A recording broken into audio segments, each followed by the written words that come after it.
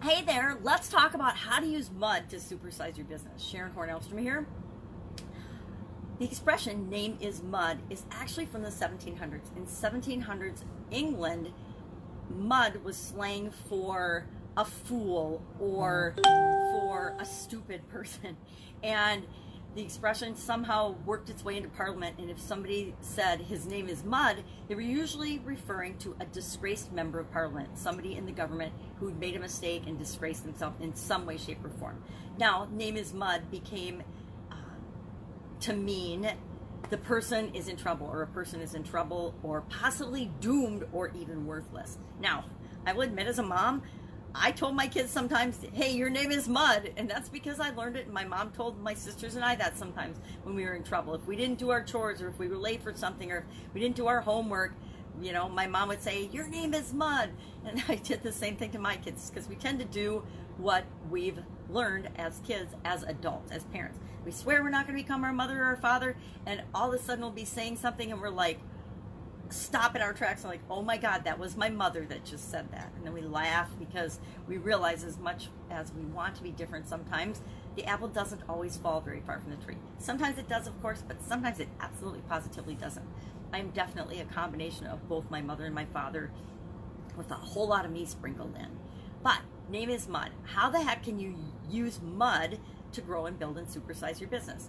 Well, in several ways. You can sling mud at your competition. I call that mudslinging. I'm going to recommend that if you do that, you sling mud at something that they do, not at who they are or their core value. In corporate America, there was a lot of mudslinging going on between peers, because people were always competing and vying for things. And it's just like politics. The mudslinging is always positive, and we want to make sure that we're not sullying and dirtying our own reputation by bringing up shortcomings or challenges with our competition. We want to bring those out. We want to point out the differences and what we do better, but we want to do it in a way that doesn't make us look foolish, right? So that's the first way you can use mud to grow and build and supersize your business. Another way you can use mud to grow and supersize your business is to make sure that you're not getting caught muddied in a big mud puddle. You're not doing things that would look bad or be bad or wrong to other people or other organizations. Make sure that you're doing things, you know, and the way you're behaving is ethical and trustworthy and honest, of course. I kind of think that goes without saying, at least to the groups of people that I chat with and interact with. But you're going to run into people that don't behave that way, that don't run their business that way, that are, you know, okay with towing the ethics line, or the they have different core values than you, and values in terms of how you're building and growing your business.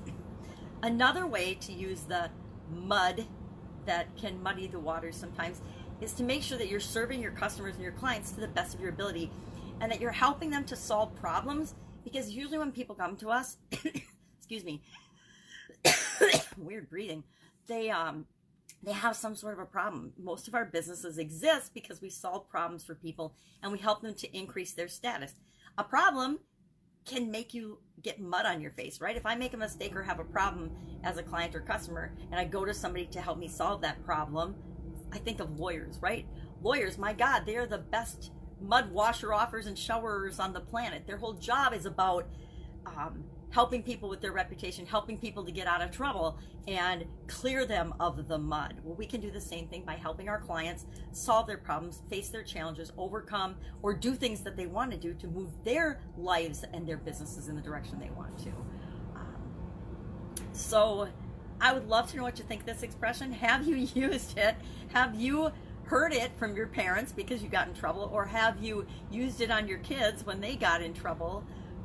Or they had to be grounded because they were home late or something? Or have you seen other people, you know, destroy their we've all seen people destroy their reputations and their careers because they did something wrong, and it's usually not because they do something wrong, but they do something wrong and then they blame other people, or they make it someone else's fault. This isn't going to be popular, but I'm going to say, read a company's annual report And I love reading annual reports. I haven't done it for a while, but I used to read people's and companies' annual reports. And they're full of excuses as to why companies don't meet their goals and objectives. Those are not the companies I invest in, right? I would never invest in those companies. Any company or people that make a bunch of excuses, I'm not going to invest my time and energy and resources in them. So look in your organization. Are people making excuses, or is it okay to create a culture where it's okay to make mistakes as long as you learn from those mistakes and correct them? But if you make excuses and stuff, that is going to undermine the foundation of your business. And it makes it really, really hard to grow your business if it's based on a shaky foundation. So those are just some ways that you can use mud to actually supersize and grow your business. And actually, it's the problems and the challenges and the mistakes that we make and what we learn from them that become the solid foundation on which we build our entire business. Love to know what you think about this expression. If you've had experience with it, share it in the comments below.